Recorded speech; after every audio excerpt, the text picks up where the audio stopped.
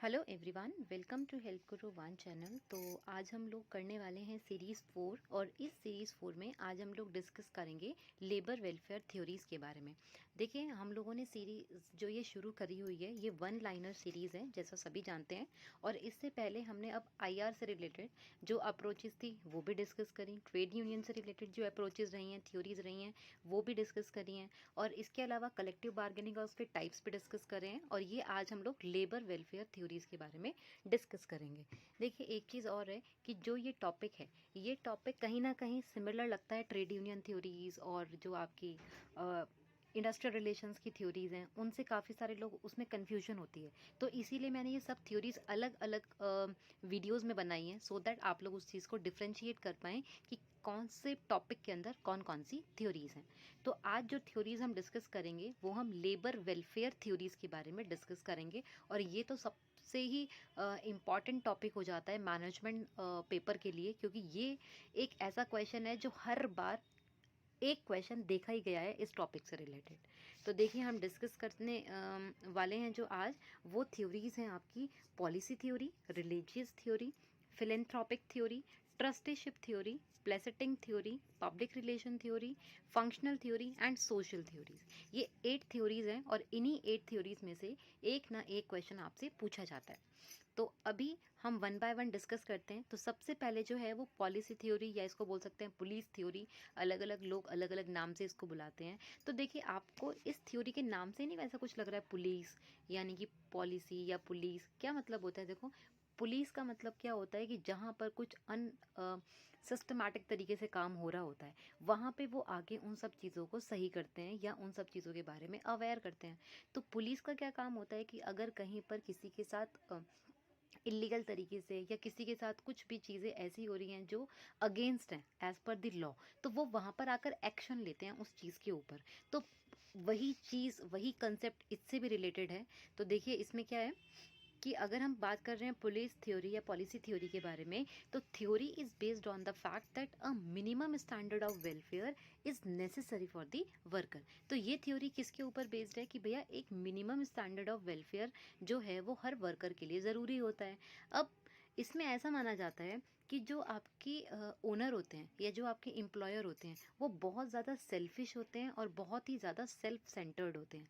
तो वो बहुत सेल्फिश और सेल्फ सेंटर्ड होने की वजह से क्या करते हैं, केवल अपने ही बारे में सोचते हैं कि हमारा प्रॉफिट बढ़ जाए, हमारा प्रोडक्शन बढ़ जाए, हमारे आउटपुट अच्छा निकल कर आए, रेदर देन वो एम्प्लॉई जो उनके यहाँ काम कर रहे होते हैं या वर्कर जो उनके यहाँ काम कर रहे होते हैं, उनके स्टैंडर्ड ऑफ वेलफेयर के बारे में नहीं सोचते। तो इस थ्योरी के अंदर बेसिकली वही बोला गया कि जो स्टेट है उनको स्टेप्स लेना चाहिए कि एक्सप्लॉयटेशन ना हो वर्कर्स का, कि जो भी कुछ ऐसे वेलफेयर लॉज बनाए जाएं, कुछ ऐसी स्कीम्स बनाई जाएं जिस स्कीम्स के थ्रू अगर कोई ऑर्गेनाइजेशन या कोई ओनर अपने एम्प्लॉयज़ के साथ या उसके अगेंस्ट कुछ एक्सप्लॉयटेशन करते हैं, तो उससे उसको प्रिवेंट कर सकें, उससे उसको बचा सकें।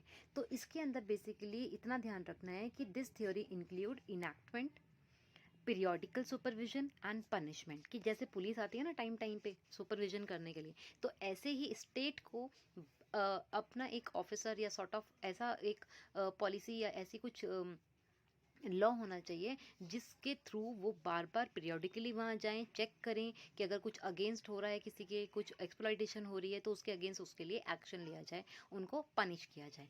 तो इतना, जैसे मैंने आपको एक हिंट दिया कि नाम से रिलेट करने की कोशिश करना, कि अगर हम बात कर रहे हैं पुलिस थ्योरी या कई लोग इसको बोलते हैं पॉलिसी थ्योरी, दो अलग अलग जगह अलग अलग वर्ड के नाम से पता चलता है पॉलिसी थ्योरी। तो इसका मतलब भी वही है कि जैसे पुलिस आती है सुपरविजन करने के लिए, वैसे ही स्टेट या सेंट्रल गवर्नमेंट की तरफ से कि कोई ऐसा रिप्रेजेंटेटिव होना चाहिए जो टाइम टाइम पे जाके सुपरविजन करे, चेक करे, और अगर किसी के साथ कुछ गलत हो रहा है तो उसके अगेंस्ट उसको punishment they. Next thing that is religious theory. Religious का मतलब देखिए, आप सब समझ सकते हैं कि ये क्या हुआ, रिलीजियस की बात कर रहे हैं, धर्म कर्म की बात कर रहे हैं यहाँ पे, ठीक है ना।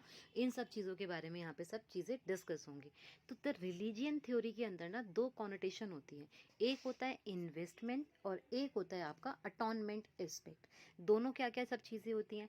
अगर हम इन्वेस्टमेंट एस्पेक्ट्स की बात करते हैं, तो investment aspects of the religion theory implies that fruits of today's feed will be repeated tomorrow। कि अगर हम वो नहीं बोलते हैं कि अगर आप किसी के साथ अच्छा करते हो तो फिर आपको उसके वो मतलब रिपीट करता है आपका मतलब कर्म सॉर्ट ऑफ हम चीज़ें बोलते हैं ना, fruits of today's feed will be repeated tomorrow, है ना। तो यानी कि एनी एक्शन गुड और bad is therefore treated as investment, कि कुछ भी एक्शन अगर हो रहा है अच्छा या बुरा, किसी के जो भी रिजल्ट आपको मिल रहा है उसके उससे ट्रीट करके वो आपका इन्वेस्टमेंट होता है।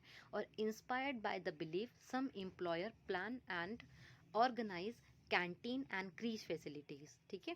तो इसी वजह से यहाँ पे इंस्पायर किया जाता है कि इसी बिलीफ को लेके कि जो कुछ एम्प्लॉयर्स होते हैं उनको कैसे वेलफेयर्स प्लान करने चाहिए, ऑर्गेनाइज करने चाहिए, कि कैंटीन क्रीज ये सब फैसिलिटीज़ भी वो अपने वर्कर्स को प्रोवाइड करें। कि इसका मतलब वही है ना कि अगर आप आज के लिए उनके ऊपर इन्वेस्ट करोगे तो वो कल के दिन आपके लिए एक अच्छी आउटपुट जनरेट कर सकते हैं। नेक्स्ट अगर हम अटॉनमेंट की बात करते हैं तो अटॉनमेंट क्या होता है? Atonement aspects of the religion theory implies that the present disabilities of a person are the result of gain committed by him or her previously. कि अगर कोई डिसेबिलिटी हो रही है, किसी पर्सन में कुछ डिसेबिलिटी हो जाती है, तो वो रिजल्ट किसकी वजह से हुआ है? कि उसने इसी कुछ पहले कुछ कर्म ऐसे किए होंगे जिसकी वजह से उसके साथ ऐसा कुछ हुआ, तो उस चीज़ का उसको पश्चाताप करना पड़ेगा। तो वो बोलता है कि यही एक ऐसी जगह है कि जहाँ पर अगर आपके साथ कुछ गलत हुआ या अगर आपने कुछ डिसेबिलिटी आई है किसी पर्सन में, तो वो उस चीज़ का उसको पश्चाताप करना पड़ेगा इसी टाइम में। तो he or she should undertake to do good deeds now to atone or compensate for his or her sin. Basically जो रिलीजियस थ्योरी है, इन शॉर्ट हम लोग इसको ऐसा लर्न कर सकते हैं या ऐसे याद रख सकते हैं कि जो रिलीजियस थ्योरी है ये दो अटॉनमेंट की बात कर रही है। एक अटॉनमेंट जो है बेसिकली वो आपका इन्वेस्टमेंट है, और सेकंड दो कॉनोटेशन है, एक आपका investment and second one that is atonement. तो रिलीजियस थ्योरी ओवरऑल आपके धर्म कर्म को लेके बात करती है। उसने बोला, उसके कहने का मतलब यहाँ पर ये होता है कि जो रिलीजियस एंड बेसिकली अगर आप किसी के साथ अच्छा करोगे तो आपका साथ अच्छा ही होगा, और ये पॉजिटिव एनवायरनमेंट को क्रिएट करने की बात करती है। और ये ऐसा कंसिडर करती है कि जो ह्यूमन बींग्स होती हैं वो एक रिलीजियस एनिमल की तरह ट्रीट करते हैं। धर्म कर्म की यहाँ पे बात की जाती है।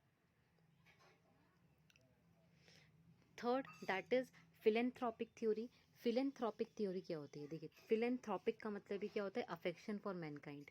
जब हम मैनकाइंड की बात करते हैं, अफेक्शन की बात करते हैं, तो उसी टर्म को हम बोलते हैं फिलेंथ्रोपिक। तो यही थ्योरी यही है कि फिलेंथ्रोपिक का मतलब अफेक्शन फॉर मैनकाइंड, और philanthropic theory of labour welfare refer to the provision of good working condition, creche and canteen on the part of employer who want to remove the disability of the worker। यहाँ पे बस ऐसा consider किया गया कि आपको welfares provide करनी चाहिए एम्प्लॉयज़ के लिए, और वो क्या क्या सब चीज़ें आपको उनको एक अच्छी वर्किंग कंडीशंस देनी चाहिए, क्रीच फैसिलिटीज़ देनी चाहिए, कैंटीन फैसिलिटीज़ देनी चाहिए। और ये सब चीज़ें आपका एम्प्लॉयर होता है, जिसकी वजह से एम्प्लॉयर ही प्रोवाइड करा सकता है। और वो अगर आप ये सब चीज़ें उनको प्रोवाइड करते हो तो जो भी वर्कर्स की डिसेबिलिटीज़ होती हैं उनको हम रिमूव कर सकते हैं with the help of social welfare. तो यहाँ पर बोला गया सोसाइटी वेलफेयर की बात की गई कि आपको उनको इन्वायरमेंट पॉजिटिव क्रिएट करना चाहिए और उनको एक अच्छी वर्किंग कंडीशंस देनी चाहिए, उनको आपको अच्छा से अच्छा ट्रीटमेंट देना चाहिए, सो दैट वो उनकी डिसेबिलिटीज़ जो हैं वो रिमूव हो सकें। Next that is paternalistic theory. Paternalistic theory का दूसरा नाम है ट्रस्टीशिप थ्योरी। महात्मा गांधी जी की थ्योरी है ये। अब देखिए, हमने इससे पहले इंडस्ट्रियल रिलेशन की थ्योरी पढ़ी थी, तो वहाँ पर भी हमने ट्रस्टशिप थ्योरी के बारे में बात करी थी, वहाँ पर भी महात्मा गांधी जी की थ्योरी थी। सेकंड हमने ट्रेड यूनियन थ्योरीज के बारे में डिस्कस किया था, तो ट्रेड यूनियन थ्योरी में भी सर्वोदया स्कीम थी। सर्वोदया जो थ्योरी थी वो भी आपकी गांधी जी की थ्योरी थी। और अगर हम यहाँ पर बात कर रहे हैं लेबर वेलफेयर, तो लेबर वेलफेयर में भी पैटर्नलिस्टिक थ्योरी, और पैटर्नलिस्टिक थ्योरी आपकी महात्मा गांधी जी ने दी है। और इनका कहना सेम वही है कि profit occurring from them is trust from workman from him and her for the society. तो पैटर्नलिस्टिक थ्योरी बेसिकली क्या बात कर रही है? उनका कहना होता है कि कुछ ऐसे लोग भी होते हैं जो माइनर्स होते हैं, या कुछ ऐसे लोग भी होते हैं जो लो वेज वर्कर्स होते हैं, कम पढ़े हुए लोग होते हैं। तो उनके लिए ऑर्गेनाइजेशन क्या करेगी? एक ट्रस्ट बनाएगी, और उस ट्रस्ट में कुछ फंड होगा, और वो उनको उन सब चीज़ों उन सब चीज़ों के लिए बेनिफिट उस फंड में से ही प्रोवाइड करेगी। सिंपल इन टर्म्स हम आप ये बात कर सकते हैं कि देखिए नाम से याद रहे पैटर्नल, पैटर्नल मतलब पापा के लिए बोला जाता है ना, पिताजी के लिए बोला जाता है। तो ये उसी की तरह काम कर रही है कि जो एम्प्लॉयर है उसको कैसे एम्प्लॉयर को कैसा होना चाहिए, पैटर्नलिस्टिक पॉइंट ऑफ व्यू से सोचना चाहिए। यानी कि उसको ये सोचना चाहिए कि अगर कोई लोग माइनर्स हैं यानी कि छोटी एज में काम कर रहे हैं, या कोई कम पढ़े हुए लोग हैं, कोई कम सैलरी वाले या वर्कर हैं, तो उन सबको आप अच्छे से ट्रीट कर पाओ, उनके बेनिफिट्स के बारे में सोच पाओ, तो उनके लिए एक आपको ट्रस्ट बनाने के लिए एक ट्रस्ट फंड हम रखने की बात करते हैं, तो वो पैटर्नलिस्टिक थ्योरी के अंदर रखते हैं। यहाँ पर लिखा हुआ भी है, आप उसको एक बार पढ़ सकते हैं। Next that is placating theory. Placating theory जो है ये क्या बात करती है, ये बात करती है कि labour groups are becoming more organize, militant and demanding. अब इस थ्योरी के अंदर ये बोला गया कि लेबर्स जो है ना, अब टाइम के साथ वो बढ़ रहे हैं, तो उनकी डिमांड्स भी अलग अलग बढ़ रही है और वो बहुत ज़्यादा ऑर्गेनाइज्ड हो रहे हैं, डिमांडिंग हो रहे हैं। तो they are more conscious towards their rights and privileges for the higher wages and better working condition. और अगर वो बहुत ज़्यादा और टाइम के साथ डिमांडिंग हो रहे हैं, तो उनको मालूम है कि वो बहुत ज़्यादा कॉन्शियस हैं अपने राइट्स को लेके। उनको पता है कि हायर वेजेस या बेटर वर्किंग कंडीशन किस टाइप की होती है और कैसे उनको मिलनी चाहिए। तो वो उन सब चीज़ों को लेके अवेयर हैं, सो दैट ये फोकस करता है कि आपको टाइमली और पीरियोडिकली कि जो लेबर वेलफेयर्स हैं उनको उनके अकॉर्डिंग, स्टैंडर्ड ऑफ लिविंग के अकॉर्डिंग उनको प्रोवाइड करने चाहिए। प्लेसेटिंग मतलब पीरियोडिकल, आप यहाँ पे याद रख सकते हो कि पीरियोडिकली की बात की जा रही है। प्लेसेटिंग, प्लेसेटिंग यानी कि पीरियोडिकली की बात कर रहे हैं। टाइम, कि टाइम के साथ साथ वर्कर्स जो हैं वो अपग्रेड हो रहे हैं, ऑर्गेनाइज्ड हो रहे हैं, डिमांडिंग हो रहे हैं, उनको पता है कि क्या सही है क्या गलत है, तो अब उनके अकॉर्डिंग ही आपको उन सब चीज़ों को उनको प्रोवाइड करना चाहिए। Next that is public relation theory. Public relation theory basically बात करती है गुड इमेज को लेके, हेल्दी पब्लिक रिलेशंस को लेके। तो यहाँ पे देखिए नाम से नहीं पता चल रहा है पब्लिक रिलेशन, तो यहाँ पे पब्लिक के साथ हमारे जो ऑर्गेनाइजेशन के रिलेशन है वो अच्छे हों, तो उसको लेके बोला गया। ये बेस्ड है that welfare activities are provided to create a good impression on the mind of workers and public. कि वर्कर्स के सामने आपको अपनी एक ऑर्गेनाइजेशन की इमेज अच्छी करनी है, पब्लिक के सामने आपको अपनी ऑर्गेनाइजेशन की इमेज या एक अच्छा इंप्रेशन डालना है, तो आपको उनको वेलफेयर एक्टिविटीज़ प्रोवाइड करनी चाहिए। तो ये क्या करते हैं, ये ज़्यादा से ज़्यादा बहुत अच्छे से ट्रीट करते हैं अपने वर्कर्स को, अपनी ऑर्गेनाइजेशन में जो भी काम कर रहे हैं उनको। और क्यों कर रहे हैं कि जिससे पब्लिक में उनका जो इमेज है वो इमेज बहुत अच्छा बने। They provide clean canteen, safe working condition, creche facilities, other facilities to make a impression on workers, public and the visitors. और ये क्या करते हैं, कई बार जो विजिटर्स आते हैं ना, उनको पूरा प्लांट दिखाया जाता है, उनको सब कुछ चीज़ें दिखाई जाती हैं कि हम ये भी दिखा देते हैं, ये भी देते हैं, हमारे यहाँ ये फैसिलिटीज़ भी है, ये फैसिलिटीज़ भी है। और अपने प्लांट को ऑर्गेनाइज प्लांट मतलब दिखाया जाता है। दिखाया क्या ये लोग करते हैं, सो दैट ये उसको इसीलिए शो करते हैं कि जिससे हमारी ऑर्गेनाइजेशन की इमेज अच्छी हो जाए। तो देखिए नाम से क्लियर हो रहा है पब्लिक रिलेशन, कि हमें पब्लिक में अपनी इमेज अच्छी करनी है, सो दैट हम अच्छे अच्छे वेलफेयर लोगों को प्रोवाइड करें। Next that is functional theory. Functional theory को हम दूसरे नाम से जानते हैं efficiency theory of labour welfare. ये क्या कंसेप्ट है, ये कंसेप्ट बेस्ड होता है happy and healthy person is better more productive worker. कि अगर कोई अच्छे से फंक्शनिंग कब हो पाएगी, अच्छे से फंक्शनिंग तब होएगी अगर आप उनको अच्छी सी फैसिलिटीज़ दोगे, ज़्यादा से ज़्यादा फैसिलिटीज़ दोगे तो वो ज़्यादा से ज़्यादा इफेक्टिवली काम करेंगे। इसीलिए इसको एफिशिएंट थ्योरी भी बोलते हैं। It implies that welfare facilities are provided to make workers more efficient. If welfare is increase, जो मैंने अभी आपको बोला, अगर आप वेलफेयर बढ़ाते हो तो ऑब्वियस सी बात है एफिशिएंसी भी बढ़ेगी, और एफिशिएंसी बढ़ेगी तो अल्टीमेट आपका प्रॉफिट बढ़ेगा। तो यहाँ पे फंक्शनल थ्योरी के अंदर बेसिकली जो कंसिडर किया जाता है वो किया जाता है एफिशिएंसीज़ को लेके, कि हम अपने वर्कर्स की एफिशिएंसी को कैसे बढ़ा सकते हैं, उनको ज़्यादा से ज़्यादा वेलफेयर एक्टिविटीज़ या वेलफेयर फैसिलिटीज़ प्रोवाइड करा के। Last, that is social theory. Social theories implies that a factory is morally bound to improve the condition of society in condition of its employees. हमें अपने employees की condition अच्छी करनी है। Society यानी कि social welfare के बारे में, सोसाइटी को हम क्या अच्छा दे सकते हैं अपनी ऑर्गेनाइजेशन से, तो उस सब चीज़ों के ऊपर फोकस किया जाता है। Labour welfare is gradually become social welfare and social obligation of an company is having a great significance these days. Simple आप इतना ध्यान रख सकते हैं, सोशल मतलब सोसाइटी, तो यहाँ पे सोसाइटी को हमें अच्छे अच्छे चीज़ें प्रोवाइड करनी है अपनी ऑर्गेनाइजेशन के साथ। अब ये कैसा होता है, देखो आपने देखा होगा कि जो आईटीसी कंपनी होती है वो 1 रुपीज़ डोनेट करने की बात करती है ना। ऐसे ही आप जब वो बोलते हैं कि हम अपने ऑर्गेनाइजेशन का जो फंड है उसमें से हम ये चीज़ें सीएसआर के लिए लगा रहे हैं, कॉर्पोरेट सोशल रिस्पॉन्सिबिलिटी भी बोला जाता है। तो ये उसी चीज़ के ऊपर फोकस करती है कि हमारी ऑर्गेनाइजेशन से हम सोसाइटी के वेलफेयर के लिए क्या कर सकते हैं, हम यहाँ पर उन सब चीज़ों की बात करते हैं। तो ये बेसिकली 8 थ्योरीज थी। तो आप इसको शॉर्ट एंड शॉर्ट कैसे याद रख सकते हैं इन सब चीज़ों के अंदर, आप इसमें ये देख सकते हैं। जस्ट सिंपल मैंने आपको 8 थ्योरीज बताई हैं, और 8 थ्योरीज के अंदर जस्ट दिस वन 8 थ्योरीज हमने देखी थी। पॉलिस थ्योरी यानी कि पुलिस की तरह इंस्पेक्शन करते रहना चाहिए, टाइम टाइम पे ये सब चीज़ें देखते रहना चाहिए कि कौन सी किसके अंदर आपको कितना सुपरविजन देना है। स्टेट को एक पर्सन ऐसा अपॉइंट करना चाहिए या ऐसा सुपरविजन देना चाहिए कि जिससे लोगों के एक्सप्लॉयटेशन को हम ख़त्म कर सकें। तो यहाँ पे एक्सप्लॉयटेशन को रिमूव करने की बात की जा रही थी through the supervision. Religious theory में 2 चीज़ें बोली गई, इन्वेस्टमेंट एंड अटॉनमेंट की बात।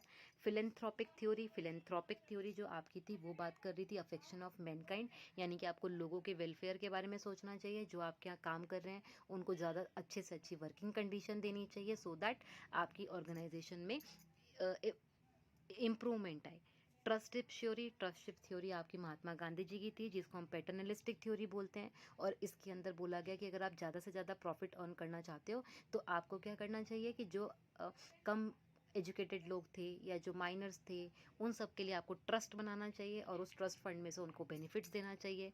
प्लेसेटिंग थ्योरी मैंने आपको बताया था, पीरियोडिकली से इसको याद रखना कि लोग टाइम के साथ डिमांडिंग हो रहे हैं तो उनको उसी टाइम के अकॉर्डिंग आपको बेनिफिट्स प्रोवाइड करते रहना चाहिए। पब्लिक रिलेशन यानी कि पब्लिक में अपनी इमेज को अच्छा करने के लिए वेलफेयर प्रोवाइड कराना। And functional theory that means कि जहाँ पर आप ये कंसिडर करते हो कि अगर आप ज़्यादा से ज़्यादा वेलफेयर दोगे तो लोगों की एफिशिएंसी इंप्रूव होगी। एंड सोशल थ्योरी यानी कि सोसाइटिकल बेनिफिट्स आपको प्रोवाइड करने। तो आज के लिए इतना ही, और थैंक यू सो मच। और अगर आपका कोई डाउट होगा तो you can drop a message on the comment section, and if you like the videos then please subscribe my channel. Thank you so much.